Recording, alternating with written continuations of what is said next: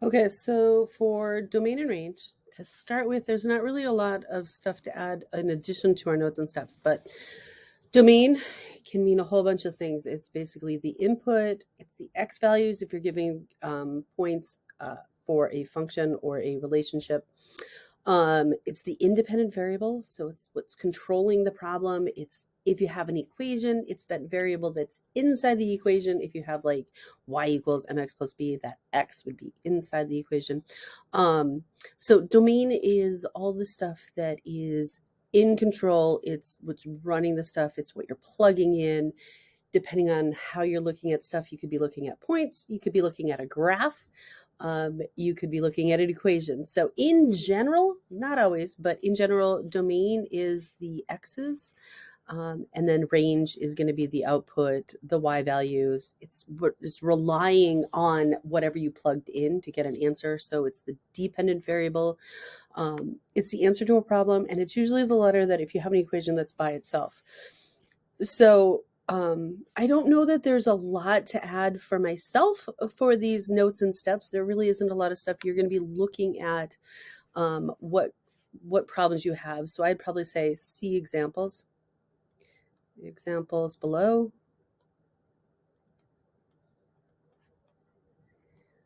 And then we're going to be looking a lot more with domain and range when we're looking at is something a function or not a function.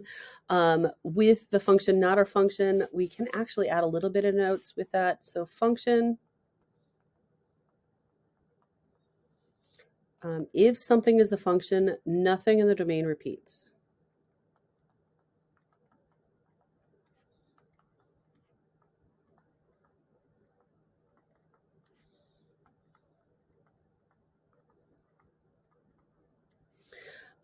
If it's so when we're looking at that, we're going to have examples like this one little one. It's teeny tiny. I'll make it bigger in a second.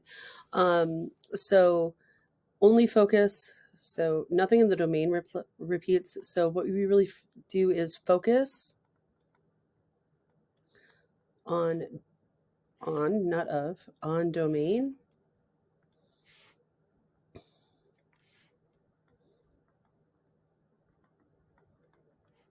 only.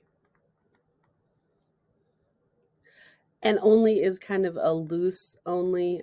We're really looking at, do the X's, are there double things, and that kind of stuff with it. So we'll make this bigger so that we can actually see the pictures. A lot bigger. All right, so these are typical questions that we could have. They're looking at domain and range, but they're also, in the first one, we're talking, is it a function or not?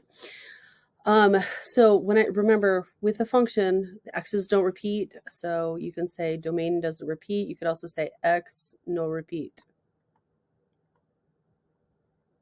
We don't really care what happens with the range. So when I'm looking at this, I have my eyes on the domain and I'm looking at each one of these, looking at it and saying, is there only one line coming out of everything?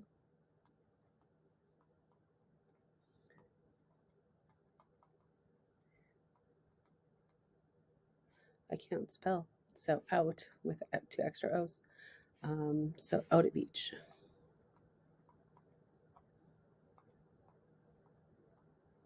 Okay, since you're seeing that there's only one line for each one of these things and everything has a line, this one is a function. So sometimes these pictures are a little the hardest to look at. So for the second one, it's a relation. Relationship is any pairing of X's and Y's. We should probably add that up there too. Relation is generic. Any pairing of two things.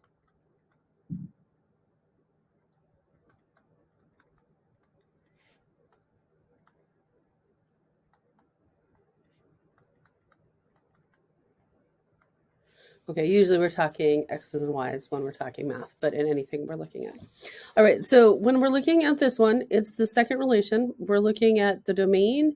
And if I look right here, there's two coming out of here.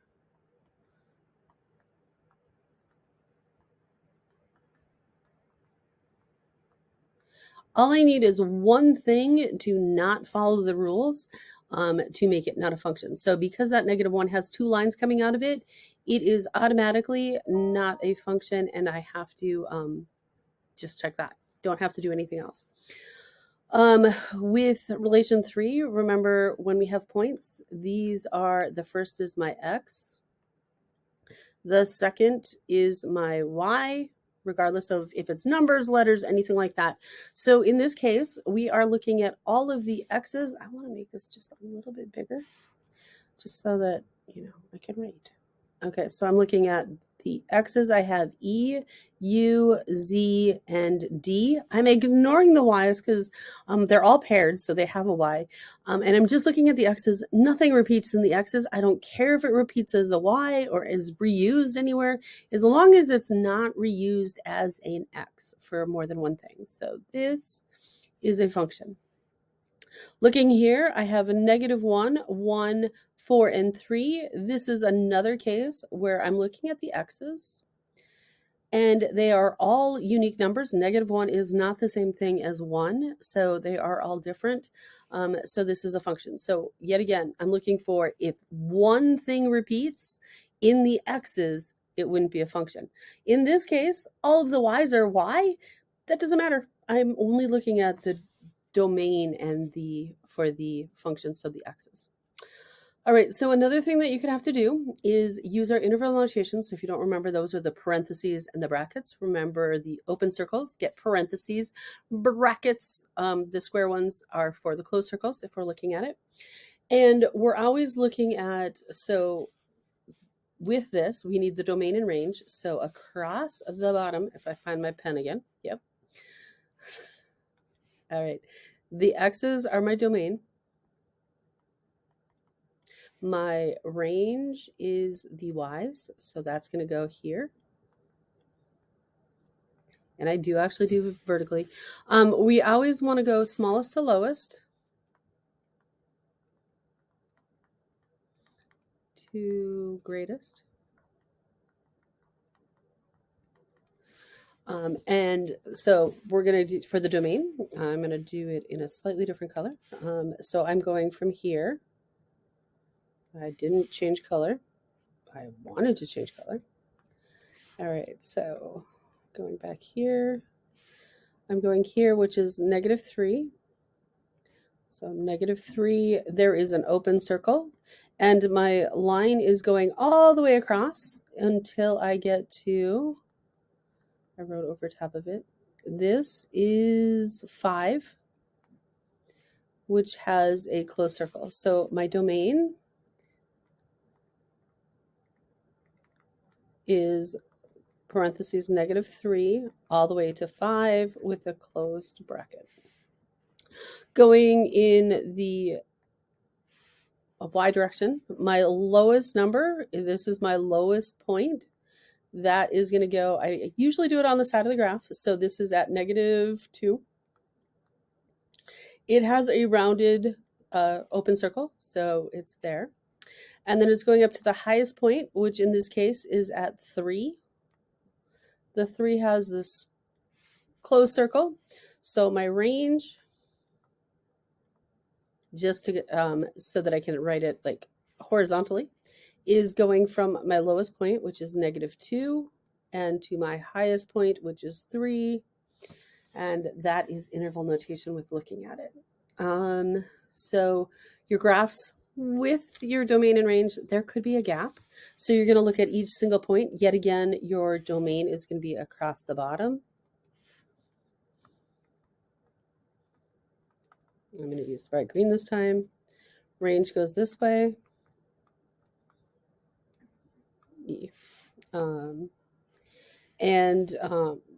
You're looking as if there is a graph. So or a gap with your graph.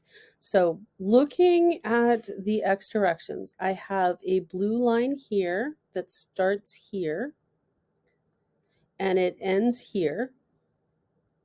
So it's going from -4 to -2. So it's a rounded open circle, closed circle. There is a gap here, and remember, a gap means that there is a U, meaning for gap, for union. And then I have another line picking up, going from 1, and it goes until 3. They're both closed circles, so we have the brackets for that. So that is my domain.